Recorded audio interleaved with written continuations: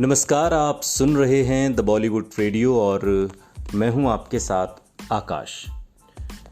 दोस्तों, किस्सा राजेश खन्ना के परिवार का है जिसके कुछ हिस्से आप पिछले पॉडकास्ट में सुन चुके हैं। ये उसी का अगला भाग है। राजेश खन्ना के परिवार का जिक्र करते हुए प्रशांत रॉय बताते हैं कि मुझे याद है काका जी अक्सर अपनी बहनों कमली बहन और मंजू बहन के लिए पैसे भेजा करते थे।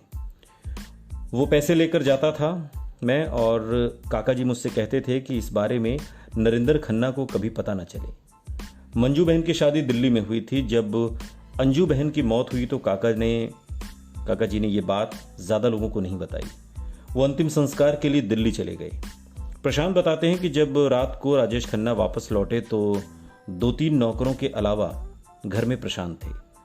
राजेश खन्ना खामोश अपनी कुर्सी पर आकर बैठ गए। फिर कुछ ही पल में उनकी आंखों से आंसू बहने लगे। फिर वो जोर जोर से रोने लगे। मंजू, मेरी बहन। बहुत देर तक काका जी मंजू बहन को याद करके रोते रहे। शायद वो दिल्ली में उनके अंतिम संस्कार में नहीं रोए थे।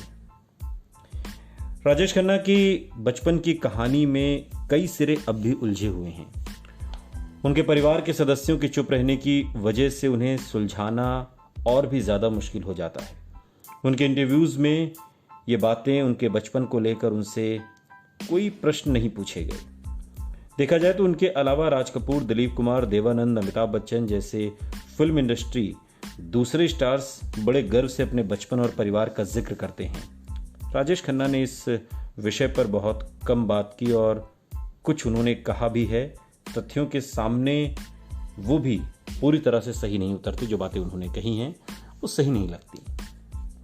वरिष्ठ फिल्म पत्रकार और निर्देशक खालिद मोहम्मद ने लिखा है कि 80 के दशक की शुरुआत में राजेश खन्ना ने इंटरव्यू से पहले उनके सामने शर्त रखी थी, जब तक तुम मेरे शुरुआती दिनों के बारे में नहीं पूछते मुझे कोई परेशानी नहीं है।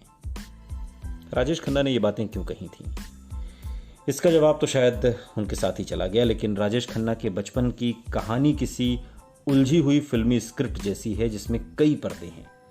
क्या ये हो सकता है कि बचपन की घटनाओं ने उनके जहन पर इतना गहरा असर डाला हो? उनका जो व्यक्तित्व दुनिया के सामने आया, क्या वो इन घटनाओं से प्रभावित था?